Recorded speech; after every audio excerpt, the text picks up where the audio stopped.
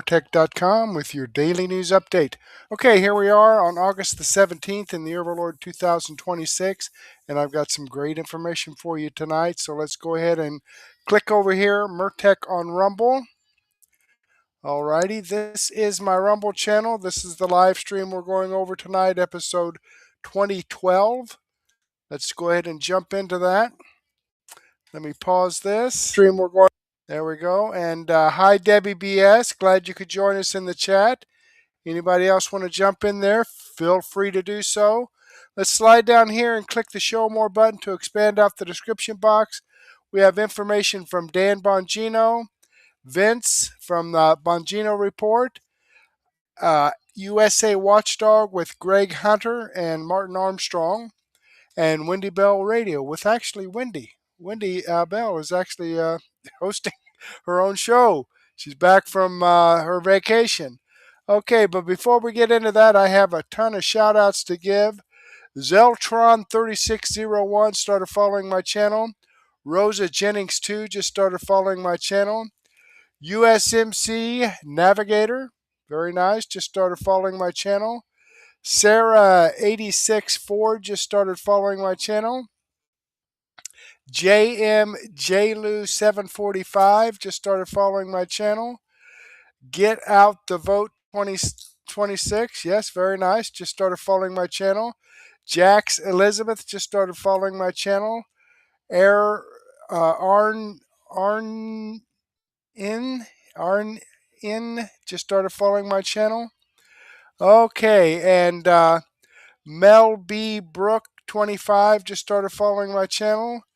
Ehort 9951 just started following my channel. F.T. Gilson just started following my channel. J.A. Fish 51 just started following my channel. Jaffish. Charlie D just started following my channel. Kat Steen just started following my channel, or Stein. Teresa V6 just started following my channel. Mango Candy 68 just started following my channel. Metal Chop just started following my channel. And Rob Sheridan just started following my channel. And Brandon Archer just started following my channel. Whoo! Ton of people following my channel today. I greatly appreciate that. I hope you're tuned in, and I hope you enjoy the content. All right. Debbie BS reposted my episode 2011. Viper Senior commented on my episode 2011. Harold George 1234 and Debbie BS commented on my extra 793A. Susan 080 and Debbie BS commented on my extra 793B. Debbie BS commented on my extra 793C. So thank you very much, folks, for reposting my videos and your comments. I enjoy reading your feedback, and I definitely appreciate your support. So let's go ahead and give this a thumbs up. Alrighty, and if you don't mind, give me a thumbs up. I have one of those little thumbs up icons right here. I got 5 people watching and 5 thumbs up. So that's great. Okay, let's jump down here and see what Dan Bongino has to say. It's the big day, episode 2575. So let's check it out. There's Sean Farish, and he started his show on the Bongino family, I guess, the Bongino Report. And I'll probably be sharing some of his information. Well, I will be sharing his video in the Daily News Wrap-Up, and I'll probably be sharing some of his information tomorrow. But let's get into this.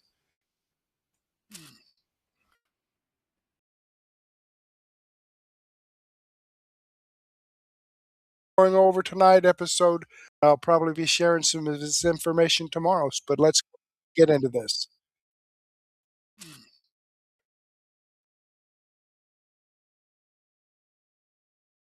This or call 9 update because I didn't really do anything. I was kind of under the weather Saturday morning, woke up Sunday feeling good, got a little workout in today. I'm back. I have another big announcement for you folks. I have been teasing for a while. In addition to Sean Farish's podcast launching today at 1 p.m. Eastern time at rumble.com/Sean, this show and other pieces of unique content will be back on the radio. I am now, guys, listen, I think it's pretty clear on this. You may need a little baby violin for the doomers and the bums and the grifters. I know you're upset. I know you're peeing in your diapers, clawing at the faces, howling at the moon. I get it. It's just weird that this happened Monday when last week, can we all agree, like the doomers, grifters, and bums exposed themselves like all at once last week? I think you saw it. I think you saw finally, you saw last week all of them expose themselves like at the same time in unison. I know you're upset. I know you're upset, the doomers and the pillars and the grifters and the bums. I know. You need to seek help about that. I can't help you. I'm only going to aggravate you more going forward. That's it. So I'm sorry, not sorry, as they say on X all the time. Here is the announcement. You can see in this piece here. Picked it up. Press release went out this morning. The Dan Bongino podcast and some other content from me will be moving on to radio. Now, what does that have to do with Sean? Because it is the Bongino Report PM show, 3 p.m. to 6 Eastern. I announced my return to syndicated radio. Doers are really upset. I can see them crying right now. Oh, this is so bad. Sorry, guys. So 3 to 4 will be Sean Farish live in the Bongino Report PM edition, 3 to 4 p.m. Eastern time on radio stations across the country. And then 4 to 6 will be my content from 4 to 6 p.m.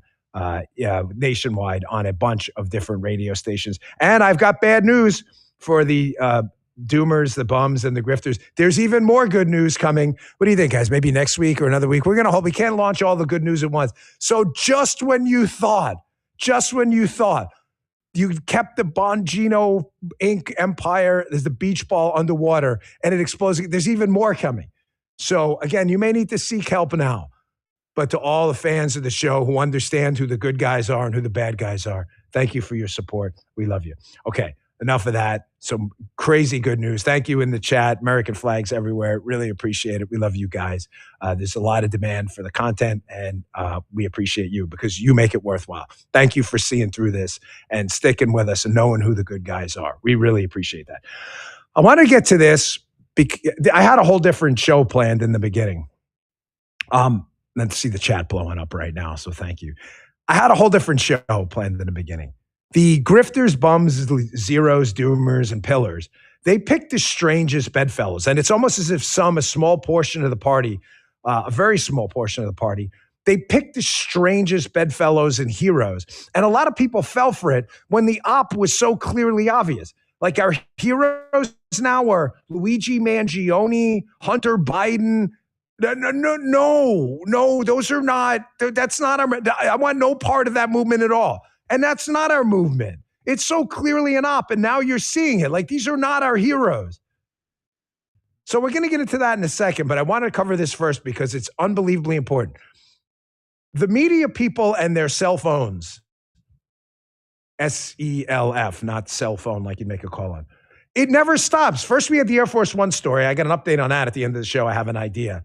Now we've got a new story where the media puts this out. So new Attorney General confirmed, Todd Blanchard, I think he's going to do an amazing job. He appears on a weekend show this weekend with Kristen Welker from NBC. And he's asked a very simple question. And the media is blowing this up. Chuck Todd wet his diapers, clawing at his face, howling at the moon, screaming like a wussy werewolf, right? Screaming, oh my gosh, I can't believe this answer to this question. When there's nothing controversial about it at all. Todd Blanchard just explained how government works. And the media's like, oh my gosh, the new Attorney General. I can't believe he said this. What did he say? Check this out. Can you pledge that the Justice Department will always act independently of the White House?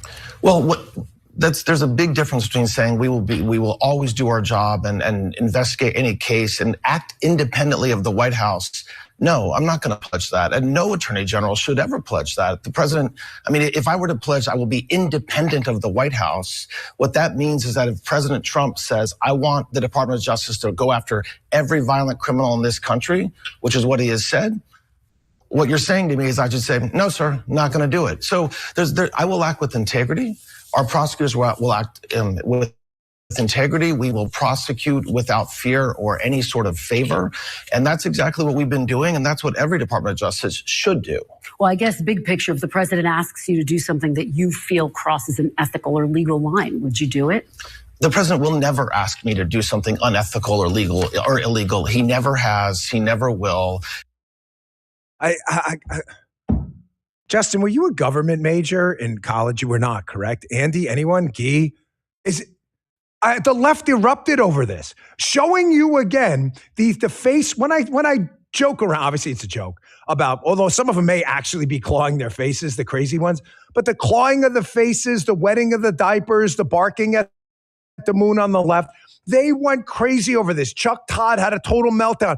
I can't believe this guy was confirmed with that answer. What, folks in the chat, please explain to me what about that answer is controversial.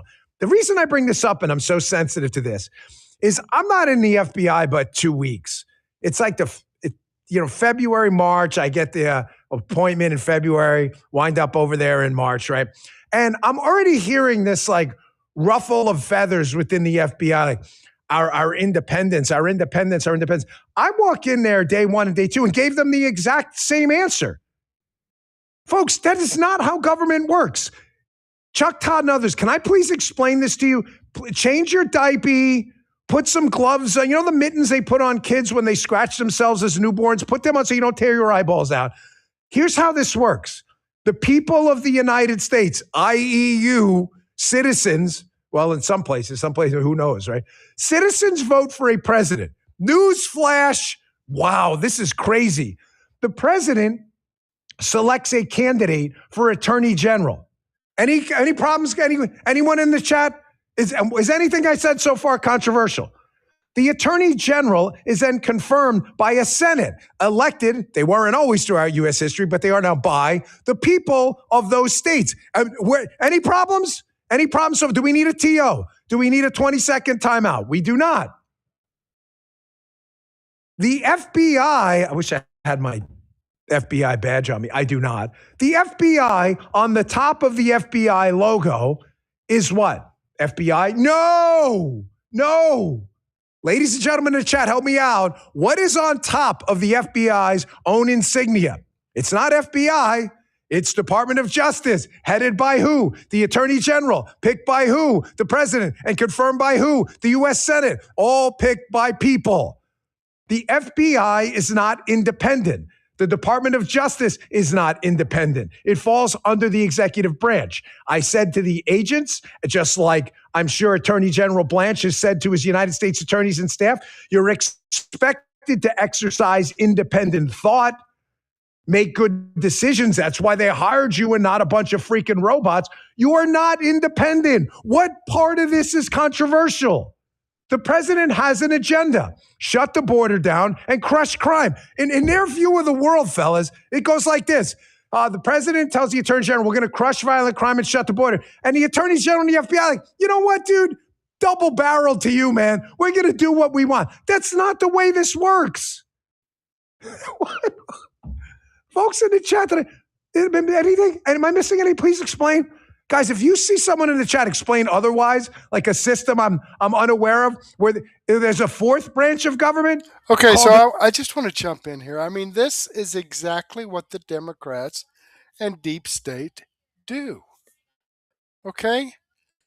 No matter what Donald Trump or the agencies that he has control of, no matter what they do, they're going to twist it and lie and propagandize it to you, okay? It's propaganda. It's all propaganda. Anything that you hear from the Democrats, deep state. Now, think about it when Biden was in office. Now, you know, there were a few Republicans that actually called him out on the border is secure and the inflation is just transitory. Yeah, it's just transitory. Amazing. But it was transitory when Donald Trump got into office. He lowered those prices. That was under the Biden administration. But you don't hear that, do you? No, you hear that Donald Trump's inflation is worse than Biden's. which is, is a lie. Okay? But you never heard like when Biden and Mayorkas were saying, well, the border is secure. You didn't hear any Democrats coming out and saying, well, no, actually it's not. They were saying, yeah, it's secure. You had a few Republicans because it was not secure. But they lie about anything that is true under Donald Trump. It's utterly amazing the lies that just pour out of their mouth. It's evil. It actually is.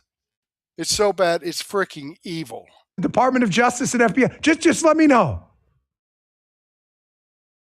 Folks, this reminds me of the segment we did last week called Stupid Liberals Believe. I got to be careful with the cussing now that we got to package some content. Not all the time, but it makes it easier on poor producer Jim. Stupid Liberals Believe, okay? Don't worry. The real me comes out once in a while. Jim's just going to have to slice that up. Good luck. The problem is there are people, what we call Folex MAGA, fake Rolex MAGA, right? The fake watch in Times Square. Look, I got a Rolex for $25. That ain't a Rolex. That's a Folex.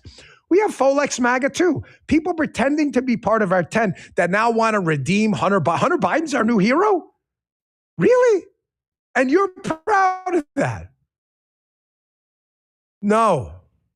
Now we're at the point where we're at stupid Folex MAGA believes. I want to show you what I mean. So this happened last week. Hunter Biden appeared on Tucker Carlson show, and there's this big, Justin said he saw the Spider-Man movie. Did you not? I'm going to see, like how I tied this in just maybe 15 minutes ago. I'm really getting exhausted with this villain in the Spider-Man movies, has to turn around at the end and be like, I'm really sorry, my bad. Just be a bad guy, bro. Sometimes bad guys do bad stuff, okay? We're not doing that. You like that? That is a crazy parallel. Thank you. Self-praise stinks, but that is good. We're doing that now. You got people in Folex MAGA that have to redeem every evil villain on the other side, like Hunter Biden. We're not doing that. We're not doing that. Watch this. This is from Patrick Bet-David's podcast. You'll see Vinny. Vinny's a good dude. You'll see them. They play first Hunter Biden on Tucker Carlson show. Now claiming, hey, man, the drop off of the laptop, trying to obfuscate the whole thing. There was a receipt for the laptop. I want you to watch this whole segment and think to yourself, is this a guy we want in the MAGA tent? Or is this an op? Because it certainly looks like one to me. Check this out. I just want to ask you point blank. Look, did you drop off laptops? No. And this is the thing that I've said over and over again. I have literally zero recollection or memory of ever dropping off a laptop. You don't remember? John Paul McIsaac. No, the answer is no. I was high that day. Hang on. So John Paul McIsaac, who's legally blind, yes, who on the day when the laptop became public, sat outside of his shop and gave an interview and flat out says that he doesn't remember seeing me. He couldn't identify me. Yes, I am visually impaired. I cannot drive. And yes, I have problems seeing past 5 to 8 feet without visual aids. Am I blind? Am I unable to see who I'm talking to or recognize a person when they come in, or recognize a person that's starring in their homemade porn as the same guy that dropped off the laptop? Or how about this for all the people that question my eyesight and my ability to see? I have pretty good hearing. So, the high-pitched, entitled voice of Hunter Biden rings in my ears every time I hear it. And I recognize that voice everywhere. So, are we really doing this? The answer is we're not. I am elated, ecstatic that the grifting, dooming bums out there seemingly all at once last week all exposed themselves. No pun intended with Hunter Biden, although it could be. And that leads me to part 2 of this. This is a guy we want to welcome back in the MAGA tent? Welcome back as if he was ever there. This guy's filth. This guy's garbage. And we're promoting this guy? I don't understand. All the people who we're talking about, how, oh my gosh, we got to take care of like the kids and the elderly, and we got to take care of the manufacturing base. You don't seem to be worried about other kids. Here's John Paul Mac Isaac, the store owner who's crystal clear. I heard a voice that sounded like Hunter. I can see from 5 to 8 feet, just not beyond there. I saw what happened on the computer. There's a receipt for this whole thing with identifiers on it indicating it was Hunter Biden. And John Paul Mac Isaac says something even worse right here. And we're bringing this guy into the MAGA tent? Yeah, no. Check out part 2 of this interview with the computer store owner. And this part is even more disgusting. I'm sorry if you have kids around, but this, you need to hear it. We're not doing this. Check this out. What's the one thing that you've been dying to tell everybody that you saw that you couldn't tell us the last time that's like, oh my God, so blatantly obvious and one of the reasons he got a pardon? I've always had a problem with the inappropriate relationship with Hunter's niece, his dead brother's kid. What shocked me even more was Jim Biden and Joe Biden and basically the family, the patriarchy, trying to do their best to come up with ways to silence the mother, to, we'll shove it down her throat was, I think, one of the quotes that I read when they were going to describe her drug use. And I thought that was probably the most horrible thing that a family could do to itself. And just really quick, John, what the relationship, was it just drug use or was there something nefarious happening between those two?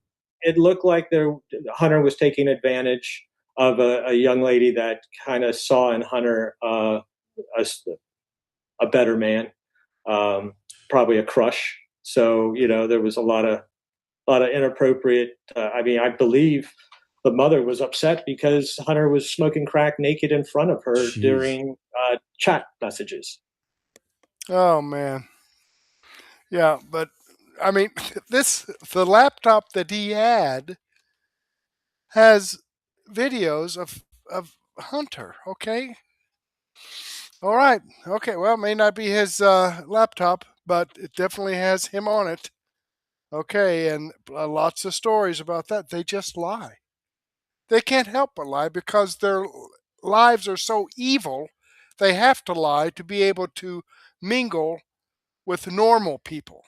Let me click on the Rumble link here and show you that this video does come from Dan Bongino. This is the video I shared with you. This video will be in my daily news wrap-up so that you can see the rest of it.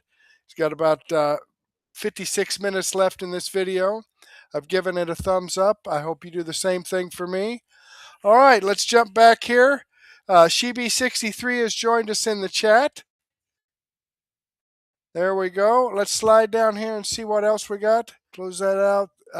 Vince, Bongino report. Here we go again. Episode 351. Okay, I'm going to start this out pretty... Oh, wait a minute. Let me come over here. Okay, here we go. Now listen. Okay, good morning, everybody. Murtech has rated the stream. Thanks, Murtech. Hey, you're welcome. You're welcome. My pleasure. Good morning, North Carolina in the house. Okay, I'm going to get this up here at about the 3-minute and 20-second mark after his commercial. / Vince. Here we go.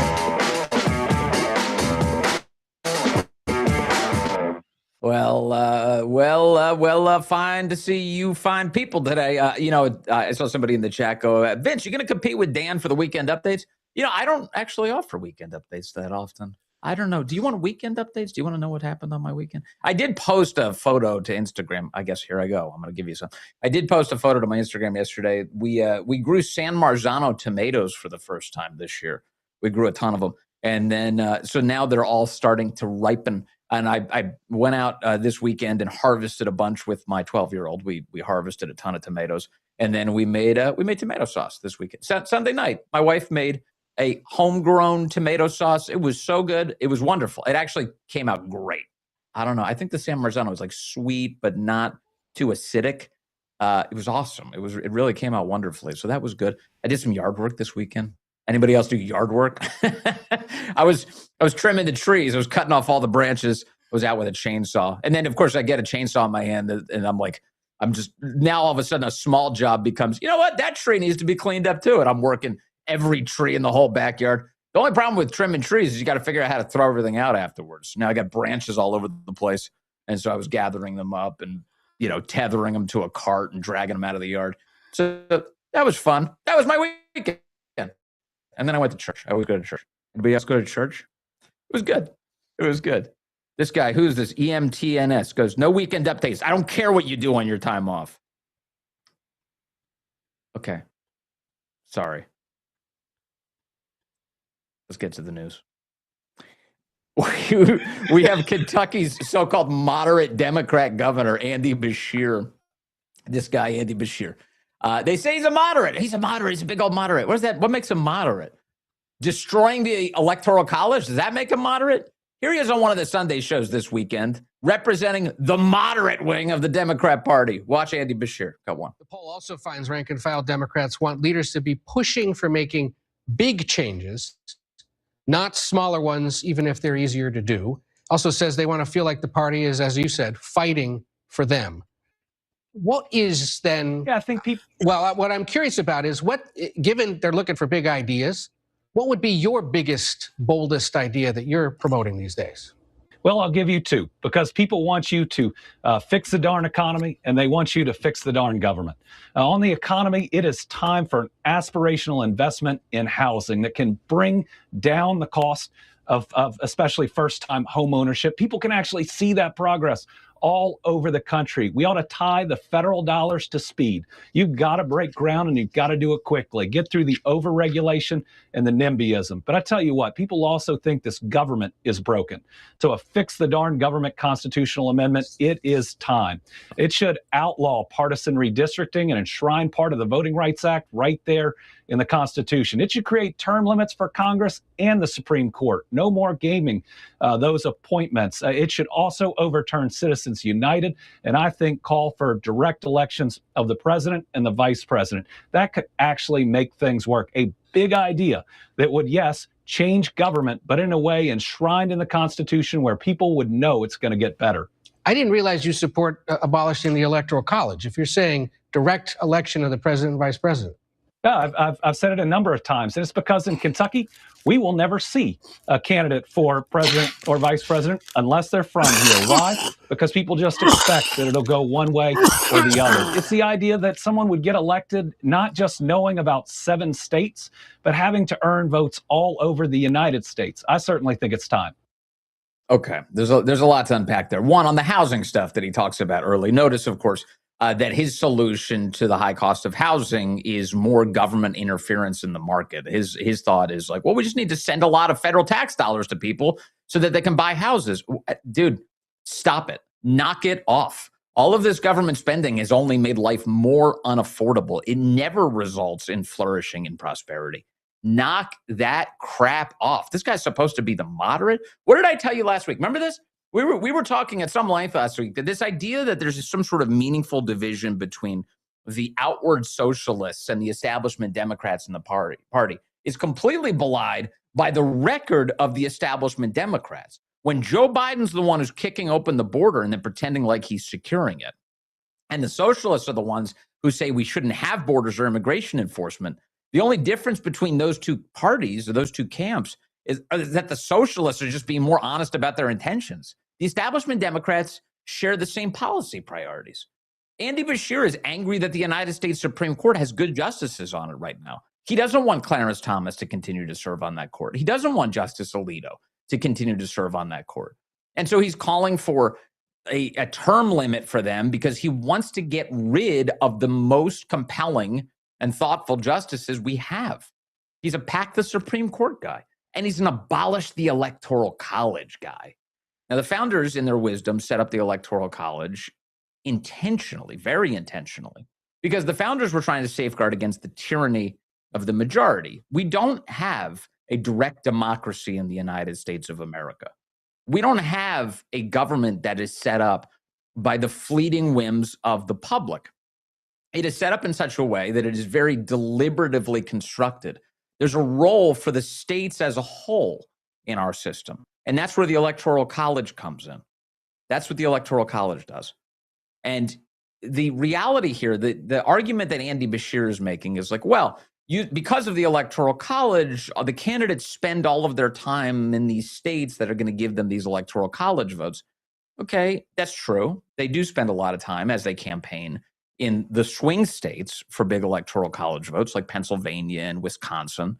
But there are some states now which have so many Electoral College votes, and they're sort of a fait accompli. Like California. Do candidates spend a ton of time in California? It's got the most Electoral College votes. No, they don't. No, they don't. They might make a stop or two, typically the Democrats, but that's a solidly Democrat state. It's just considered like all of those votes are going to go to Democrats. They don't spend a tremendous amount of time there right now. But in Andy Beshear's world, what would change is he would abolish the Electoral College, and then the Democrats would spend all of their time in California. That would be the difference. You see, if we got rid of the Electoral College, if we actually fulfilled what he wanted, that means that Democrat candidates would not spend a single moment in the so-called flyover states. Democrat candidates would concentrate all of their energies on places like California and New York and Illinois. They'd be in Chicago. They'd be in New York City. They'd be in Los Angeles.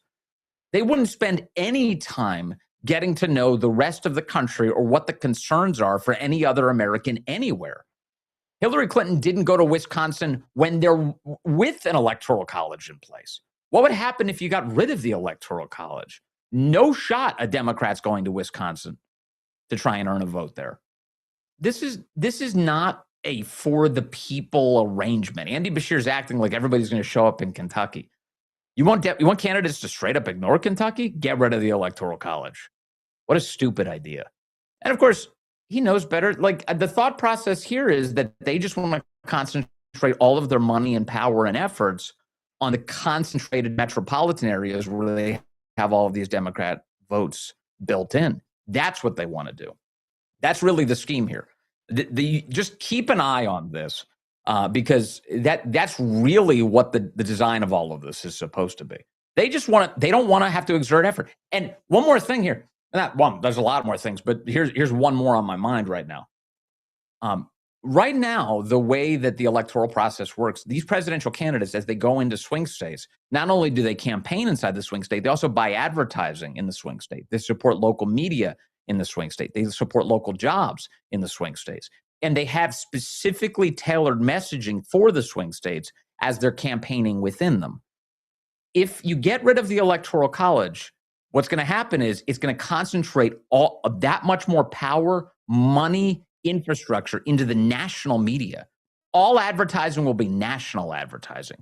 It'll all be concentrated in the major metropolitan media markets and on national advertising. That's the way this would work. It's an entirely corrupt scheme. Everything is a rejection of reaching the average American all across the country. That's what the moderate governor, the so-called moderate governor of Kentucky, is advocating for.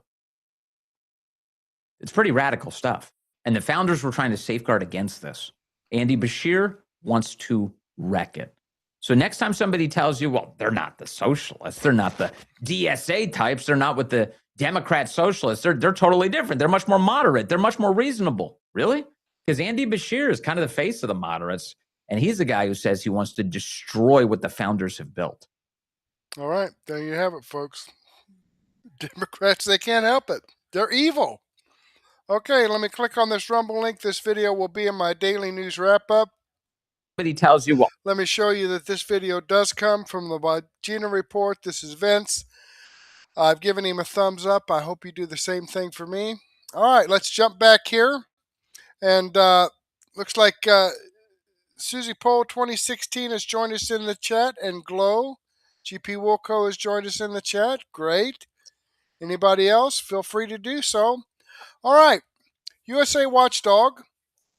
2026 midterms, very, very tight election.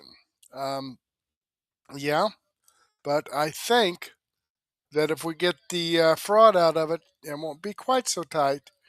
With Martin Armstrong, let's take a listen and see what Greg Hunter and Martin have to say. I'm Greg Hunter. Welcome to USAWatchdog.com. I want to talk about three big things in my expert my next guest, who's an expert in all this stuff and psycho work, and has the Socrates computer system. You probably know I'm talking to Martin Armstrong. He's got a few reports that are out, and they're 100 pages long, but he's got some thoughts about the 2026 midterm elections. This is kind of ominous. Is it time to nuke Kiev? He's had very negative thoughts about this whole war and that, poking the bear over there. And then finally, last but not least, what's going on in Iran. And one of the latest headlines is Scott Bessent saying that he's going to isolate Iran. I wouldn't think much of this if it wasn't Scott Bessent, who is a kind of a hitman, a financial hitman. But without further ado, let's bring on Martin Armstrong. Martin Armstrong, thanks for joining us today on USA Watchdog. Well, thank you for inviting me, Greg. Always good to have you here. I've asked you about the midterms. She says, I'll work something up on that. You did, and you got a nice report on it. But it's 100 pages long, so we're going to just hit a few cliff notes here. The 2026 midterm elections. You start by saying one of the facts you say in this report is that the election was stolen, but not for the same reason that a lot of people think of. It was COVID and lockdown centric. Explain. Well, I've written before that I had info from people that that were called by the WEF and saying that a virus was coming about 3 months in advance. So I didn't get vaccinated. I told my whole family, don't touch this stuff. And it had, two purposes. One was that they were scared to death of Trump, and you had all the neocons from Bill Kristol, Dick Cheney endorsing Camilla, and and back then it was with Biden, they did the same thing. All right, so the main objective was that the neocons just want one of those dolls that are in the back of a car with the head just goes up and down all the time. That's what they want installed in the presidency, so they can do whatever they want. And the second part of COVID and the lockdowns was for climate change. None of this had to do with basically health or anything else.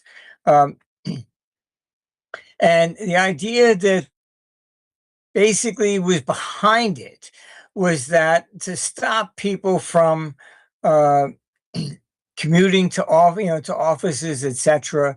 That's where then they started their 15-minute city stuff. And the objective was to prevent people from going to work and working from home. And they achieved a lot of that. So you see a lot of commercial real estate in trouble. And this was all intentionally designed. And I even had reasonable sources saying that they sold their stock in advance because they thought, the virus would then cause a big crash, etc. I even wrote to Johnson and said, you guys investigating Fauci, you're looking in the wrong direction.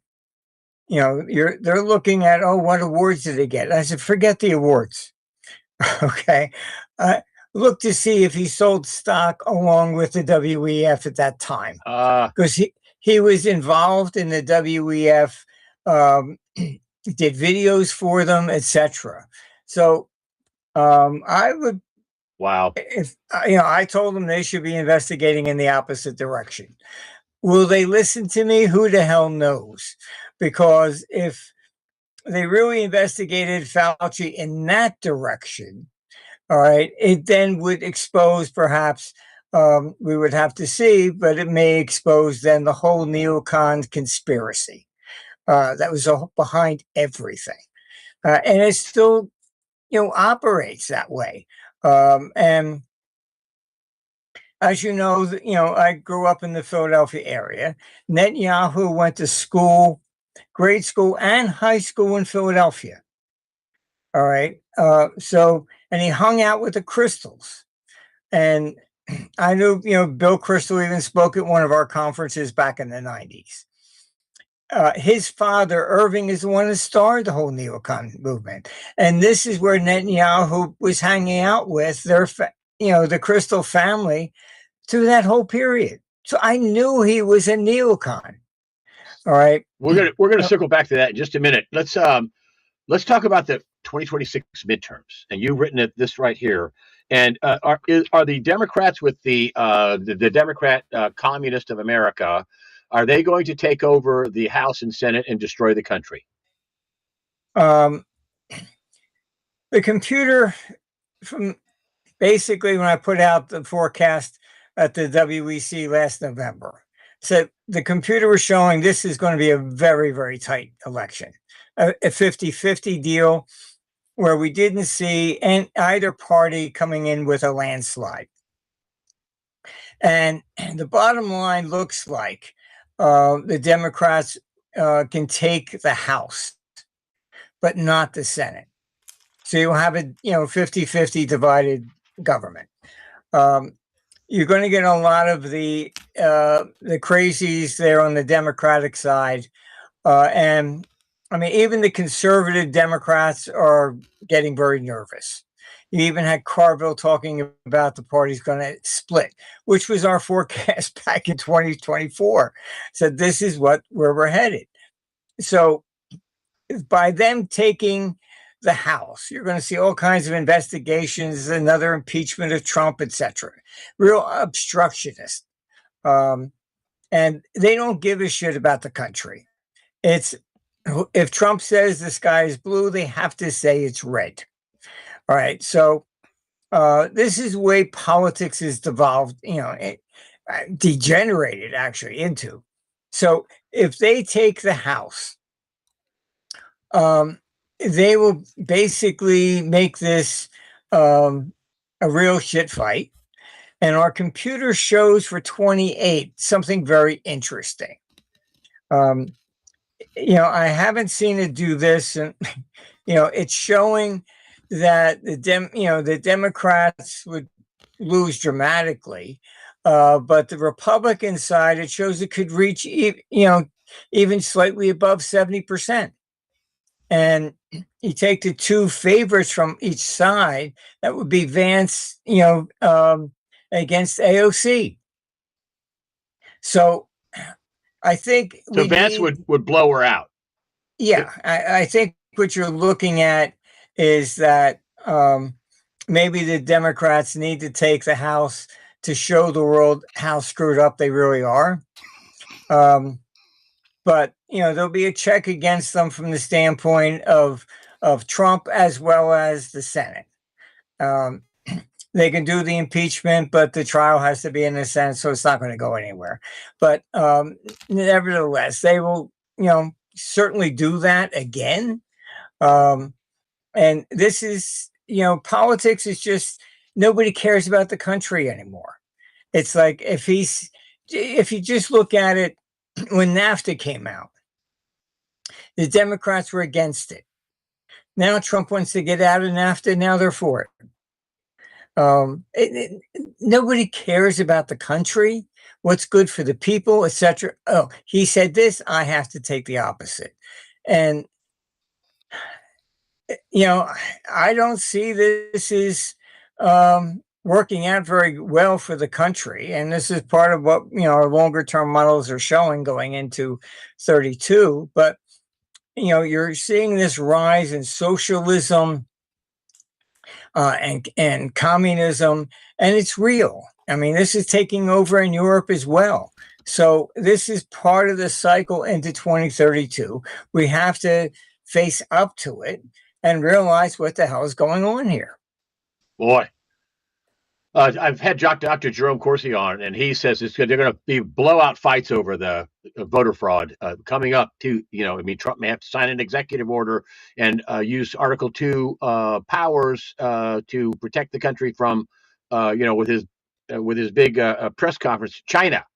That he would use China as the backdrop of Catherine Herridge had a report from the CIA saying, yes, China did get involved. Whether or not that is the reason why he lost in 2020 or why he won in 2024, I don't know. But I'm getting from him and Jim Rickards that the fight is going to be nasty. Do you think the fight over this election, the midterms and 28, is this going to be nasty time?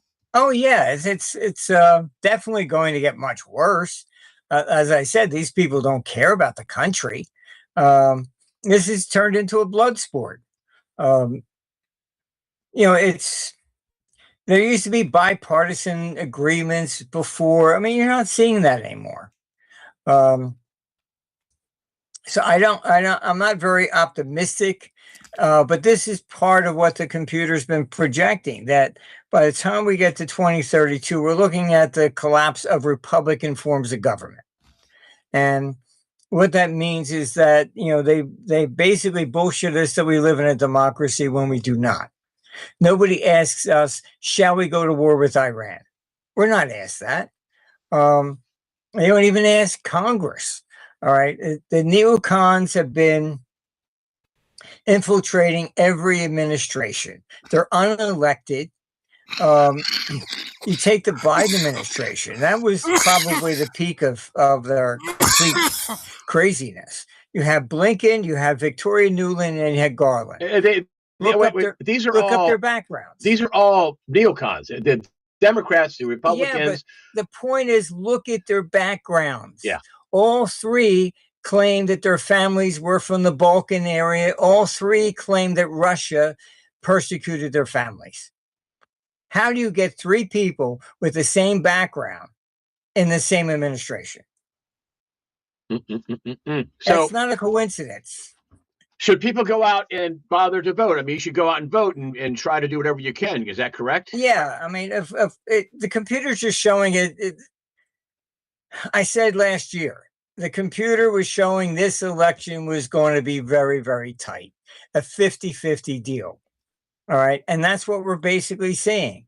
28, it shows that, maybe you can get a blowout at that point. But to get the blowout, you have to, show the world that these ideas don't work. All right. And I think we know that. I think everyone that's listening to my program knows that the Democrats, I mean, he's pretty much said everything that I've been saying, okay? That, the Democrats, they have no platform other than we got to do the opposite of what Donald Trump does. If he says the sky's blue, we got to say it's red, okay? That's what they are. They have no plan except for graft, corruption, and theft. All right, let me click on this Rumble link here and show you that this video does come from Greg Hunter's USA Watchdog. This video will be in my daily news wrap-up tonight, so don't miss it. Let's go ahead and jump back here, and let's get to Wendy Bell. All right. Let's see what Wendy has to say about Dr. Deceit. Deceit. Let's check that out. Oh, hang on. I think I need to get the right actual video here. Here we go. It's interesting how life goes. There are things you get to do, and there are things that you have to do. And sometimes your description of those things kind of changes, right? I have to get a root canal, right? Nobody's like, woohoo, I get to do that. I have to pay my taxes. I get to make dinner for my family every night. I get to go on that soccer tournament with my children to Baltimore. I get to watch my children grow. I get to be a part of all of that. So much of what we think we do, chores, tasks, things on the to-do list. I got to go do that. Got to go do that. Got to take it. No, this weekend I got a really big dose of what I've gotten to do over the last, God knows, 26 plus years. And that is to be a mom. A lot of you don't know me. I am a 56-year-old woman who has 5 great kids, 5 beautiful sons. My husband, Joe, and I, they're all adults now, 26 down to twin 18-year-olds. And my life has been full. It has been busy. I was, for many years, a television news anchor and reporter. for almost, what? I don't even know how many I could say. And then I stumbled into radio, and I found my conservative voice, and I started sharing common sense stories that just made sense. And a lot is based on my experiences, trying and oftentimes failing as a mom. But this last weekend, I had the great privilege, I got to, with my husband Joe, take our two youngest sons to college. They are freshmen at the University of Tennessee in Knoxville, joining their next oldest brother, who is a junior. Ryan is a junior there, and so our three youngest sons are together in the Smoky Mountains in God's country, and such a great community. And on Friday, after we moved them into their dorms and rushed around doing all the things that every other parent does as they take their kids to college, all the extras at the store that kids don't think about, we took the kids out for a beautiful dinner, the five of us, and went back to their dorms to take the final picture, and it hit me. Friday, as Joe and I said goodbye to the boys, it was 29 years to the date that he asked me to marry him. I never would have guessed on August 14th of that date, that year, 29 years later, I'd be an empty nester.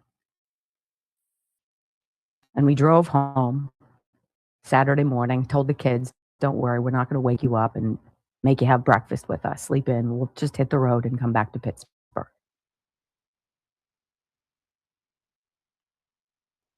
And I was happy, but so lonely already. The hallway down to their room looks right into their room, and it seems about 4 times longer now. And I found myself wishing I could see all of Bobby's dirty clothes that he likes to pile up on the ground by his bed. So that's what you get to see when you walk down the hallway. I'm like, if you're not going to put things away, can you at least hide them a little bit better? And I walked in there this morning, and it's not done. I'm not done being a mom, but they don't really need me that much right now, you know? And that's a good thing. So why does it hurt so much? Right? And so I'm driving to work this morning, and I'm a complete ball of nerves. My stomach is in knots. I can't eat. I slept like garbage. I'm so excited to come to you and talk to you. And my phone rings. And it's Christopher, one of the twins. And he's walking to his first college class. And he called me. I just wanted you to know, Mom, I love you. And I walked this special way because it's really beautiful. There's a great view. This path that I'm walking right now. And I just wanted you to know that I love you.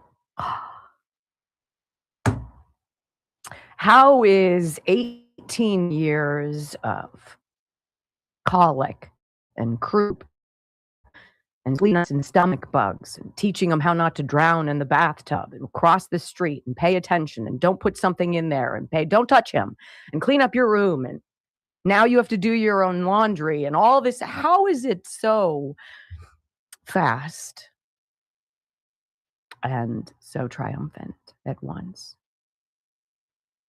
So many of the stories we're going to talk about today have to do with family, have to do with safety, have to do with our children, have to do with our most precious resources, and it is our kids. And it's going to be a while until this new normal, I guess, makes sense. Shopping for a couple people is different than shopping for 7. Making dinner for 3, or one of our sons is still living at home, waiting to get into graduate school. And he's working full time, but he's there. Cooking for 3 isn't as much fun as cooking for 7. There's nobody to come downstairs, mill around the kitchen, inspect what's being made, see if they can help out, and to sit down and enjoy it with me. I got to do that. I got to do it for 26 years, you guys. And today I feel blessed and absolutely broken. How many of you have felt that? And they'll be fine. I know they'll be fine. They'll learn stuff. I have to share one story with you. So we're at the hotel Friday morning. We wake up early, get breakfast, ready to move in. Our move-in time is at 10. The boys are not roommates. The twins aren't, but they're on separate floors in the same dorm. So we get ready to go. Hit the free breakfast at wherever we were, Hampton Inn or what have you. And Joe grabs a hard-boiled egg. He's going to sit down and have that and something else. Chris is like, you know what? I'm going to have a hard-boiled egg. And he sits down. It hasn't been shelled. Brock just said, oh no, through the glass. You know it's coming, don't you? He bit right into it. No. He just looked at it and looked at Joe and looked at the egg again. And Joe's like, oh my gosh, you've never cracked a hard-boiled egg? I have failed as a parent, ladies and gentlemen. Literally, this is my going into moving my kids and saying goodbye. I am a hard-boiled egg away from being a failure as a parent. No, that just means you're not done yet. Oh my goodness. Right? It's such a joy. We are so blessed. And that is what this program is about. You know, we talk about a lot of hard things here. We're going to talk about Fauci. We're going to talk about his emails. We're going to talk about his cell phone. We're going to talk about his text messages. We're going to talk about what he knew when he knew it while he was telling all of us something totally different. And if you had that brain, that little in your mind, and you're like, you know what, something here is really fishy, and I'm not for it, man, they rained almighty hellfire down on you. And that was wrong. And I'm sorry, or a whoopsies, we got it wrong, is never going to be good enough. And so, as I balance these weird mom emotions I have of total joy and complete devastation, so too will we talk about the news today. We will become enlightened. I will tell you where to go to fact check me. You can do that. And when you realize the pact I make with you every single day to never, ever deceive you, once you realize I mean it, you'll keep coming back, I hope. Welcome to the Wendy Bell radio program. When we come back, we got to talk about those seashells in the sand. I know, it's a shocker. It wasn't just some random formation James Comey stumbled upon. And there's some text messages that prove it. Oh, wah, wah. Next. Alrighty then.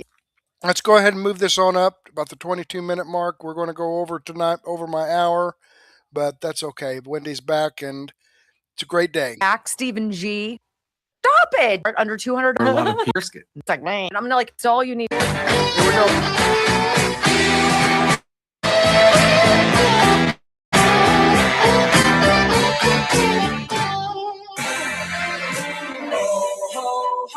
It's magic, you know. Welcome back to the Wendy Bell radio program.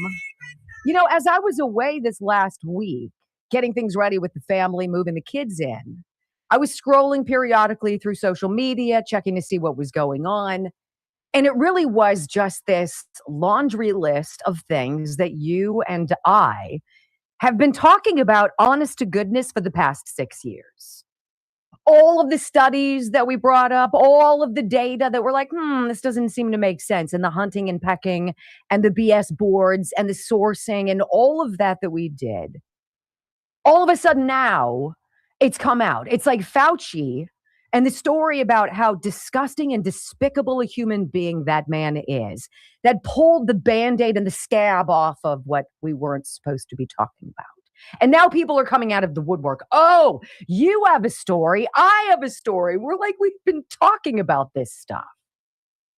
But some of it is very exciting.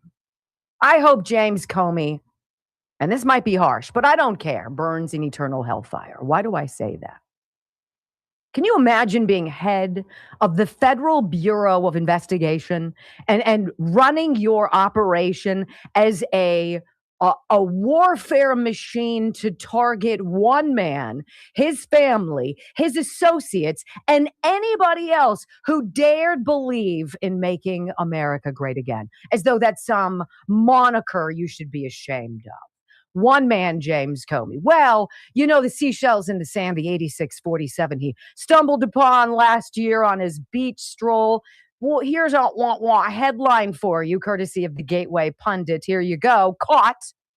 Comey's wife texted him the meaning of 86 minutes before his 8647 beach stunt. God, I hate when that happens, don't you? When people are like, I had no idea. What? Like, wipe it with a cloth? That sort of I had no idea, said Hillary. What did C stand for? Was that classified? I don't know. And we're all like, right. Investigative reporter Paul Sperry posted a damning update to the Jim Comey 8647 beach story over the weekend. He says there's evidence now that Jim Comey's wife, Patricia, Trish, sent him a Google screenshot of a non-violent definition of the term 86. 2 minutes before Comey posted his infamous rock picture of 8647 on Instagram. How did we find this out? Well, an FBI affidavit for a search warrant in the James Comey presidential threat case. That's what it is. It is a threat against a president, whether sitting or past. You cannot do that, by the way. So this search warrant in the James Comey presidential threat case reveals his wife, Patrice, I should say, Comey, sorry, sent him a Google screenshot of a non-violent definition of the term 86. He was like, hey, honey, do you think you can, where's plausible deniability here, right? 86 doesn't mean kill in the restaurant business. It means you don't have any more of. 86, the pasta, we ran out, right? Well, when it's 8647, you have to be a moron. And of course, the media and the left want you to believe you are. So that screenshot of a nonviolent definition of the term 86, 2 minutes before Comey posted the alleged threat against Trump, indicating, I don't know, maybe a little forethought that his posting could be construed as a threat. As you know, 86 too is a common street term for murder. Comey and his wife thought they were being cute. Instead of going after actual bad guys, instead of tracking down violent offenders, instead of breaking up gangs or cartels or human trafficking rings or pedophilia situations, no, James Comey, while he was the FBI director before Trump sacked him, decided to do everything in his power to be vindictive. He leaked information through his aides to the New York Times. And alas, it appears this FBI affidavit also has uncovered those messages. Good job, he said to one of his aides who posted some nonsense mumbo jumbo about Trump, Russian collusion, the Steele dossier, and every other thing. Such nonsense that was created to thwart the president. You cannot avoid justice if, in fact, we live in a country where there aren't multiple tiers of it. And when the Democrats are in charge, they tell you there aren't two sets of rules, not one for Democrats or Republicans, conservatives or liberals, black, white, Jewish, Catholic. No, we're all treated the same under the law. No. That is not the case. And this administration is working on exposing it so everybody knows and then punishing the offenders. James Comey, in my book, is the first one to be, I hope, to fall.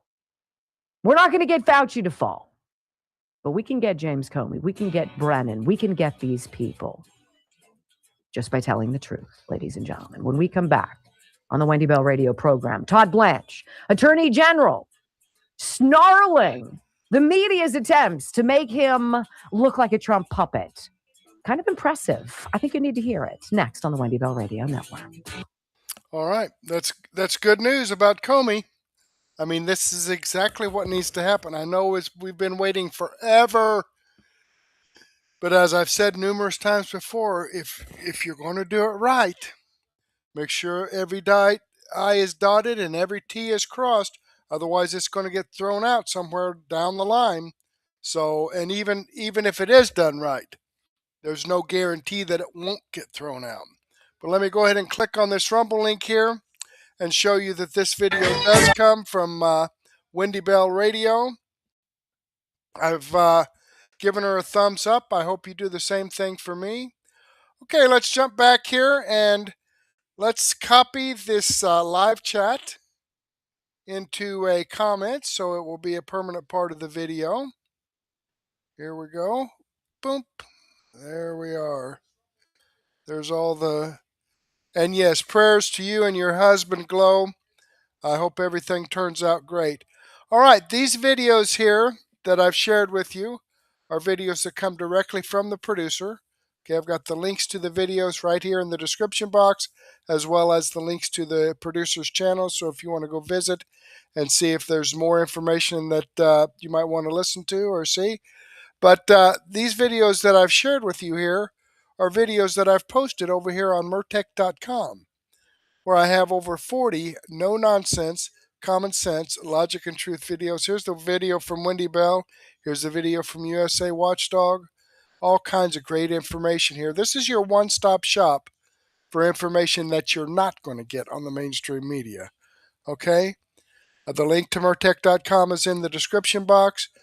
Come over and let me do the surfing for you and give you the latest information that I can find, and you'll be all set. Now, I'd like to share all of this information with you, but unfortunately I don't have the time to do so, and that's why I've put together my Mertech Daily News Wrap-Up playlist. It says I have 23 videos in here, about 9 or 10 hours worth of great information. We're going to start off with Wendy Bell Radio, where we left off in the earlier podcast, or in this podcast. Also, Dan Bongino, take up where we left off. Bongino Report, take up where we left off. Also, Greg Hunter. Then we're going to share Sean Farish on the Bongino Report, his first day there. And here again, when this was announced, when Dan Bongino announced this was after Wendy Bell said that she was going to move to 10 a.m. on August 17th. And then Bongino comes up with, okay, we're going to start Sean Farish at 1 p.m., which happens to be right after Wendy Bell's program ends, on August 17th. And I thought, wow, what a coincidence that these two big changes are happening on August 17th. Now, Sean was on LFA TV, which has a live stream Monday through Friday. It's from like 7 in the morning till, it's like 12 hours all day long, and they have different people on there. Sean was on at the 1 o'clock spot during this LFA live stream, this all day live stream. So when I updated my playlist, I went over to Bongino Report. He had 147,000 views, okay, on his video that he dropped today at 1 o'clock. I checked LFA on their channel, their live stream. I didn't check today's because, I mean, it was nowhere close to what Sean Farish had. But I checked Friday's live stream because it had been completed. People had all watched that. Some people had watched it over the weekend. There was 137,000 views. So Sean Farish, in his 1 hour video today, had 11,000 more views than LFA TV on their 12-hour live stream had on Friday. And like I said, their live stream for today was nowhere close. Had maybe 3/4 of what Sean Farish had. So he's got good information.